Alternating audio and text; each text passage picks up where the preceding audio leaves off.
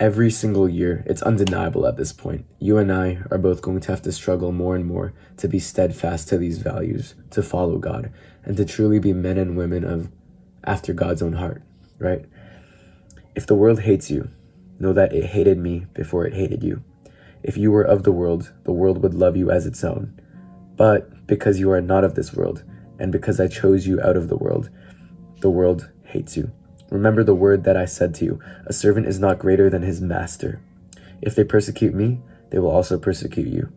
If they kept my word, they will also keep yours. But all these things they will do to you on account of my name, because they do not know him who sent me. Every single day, you can see the world changing and evolving faster than it probably has ever been. But there's only one truth, and the truth remains the same. All you have to do is find it and be steadfast to holding to the truth, right? People are going to argue about new philosophies and new cultures and new traditions and your right and my wrong and your version of morality, my version of morality. There is no such thing as your truth or my truth. Let's get that straight. Because if there's such thing as his truth or her truth, your truth or my truth, then that isn't the truth. The truth is objective. It's here. Your truth is here, my truth is here, her truth. Everyone is just guessing around the actual truth, but that doesn't make it the truth. It's an opinion. And if you regard an opinion as the truth, it's a lie. It's insanity. It's bogus. It's bonkers. And that's the world we live in today. And if we give up what we know is the truth for the sake of conforming to the patterns of this world, then we sacrifice the only thing we really have to base our morality on for convenience. Because what is right and wrong? Do not kill, do not steal, sharing is caring, love one another. These things that are biologically built into us to make us feel good when we love others and to feel terrible when we're hated, these things are just proof that there is one underlying foundation on which to base everything that we know, right? If you're building every single opinion that you have and judging that based off yourself and what you think about the situation and what you think is right and wrong, then everyone's just gonna have a different opinion, and there's no such thing as laws. There's no such thing as like what is justice. There's no such thing as right and wrong, because everything is just an indifferent opinion. We are the ones that make it good or bad, but the universe is cold and indifferent, and it doesn't care what happens, right?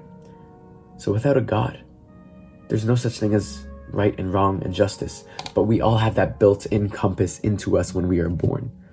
No matter what culture or ethnicity you are, if you're a normal functioning human being, you have a moral compass that tells you, oh shoot, I shouldn't kill people. Oh shoot, that's wrong, I shouldn't hurt others, right? We're naturally evil, yes, but we also have that compass to guide us.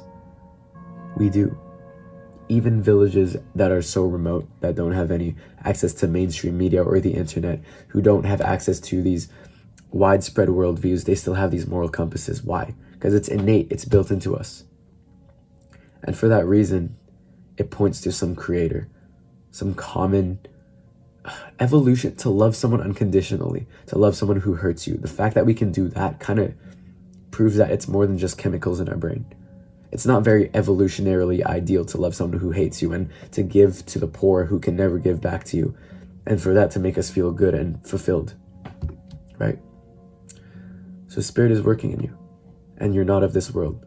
The Bible tells us we're sojourners, meaning we're visitors, like staying in a hotel. More like a crappy one-star hotel, but a hotel nonetheless. And you know that resources are limited in a hotel, and you can't stay forever. People are constantly checking in, constantly leaving. But when you go back home, He's preparing a place for you. Your room, living room, He's preparing food, a feast for you when you come back. To the extent we are obedient to God is the extent in which He will work His perfect will through our lives. Sin delays our God-given purpose, right? It can't stop God's purpose and God's will, but it can delay it. The devil cannot stop God's purpose. But by allowing us to fall into temptation and allowing us to stray from what is good, from what is righteous, from God, we delay it because we stray from His path. Think of like a circle, right? There's this radius, and you're in the dead center of this like circle, and God is at the head of it, leading you. And as long as you don't leave this radius, you're still moving in the right direction. That's all it takes to be in his will, for you to do his will. Because we'll never be perfect. We'll never follow him in a straight line. We'll always stray, get distracted by this thing there, that thing there. But as long as you don't leave this radius, you're good. And guess what? Someday we will leave the radius. But he's the type to leave the 99 to get the one. And so he'll leave everyone else in this radius for you to bring you back. And that's the kind of shepherd he is. He's my shepherd. He's our shepherd. And sheep are helpless. They are so helpless.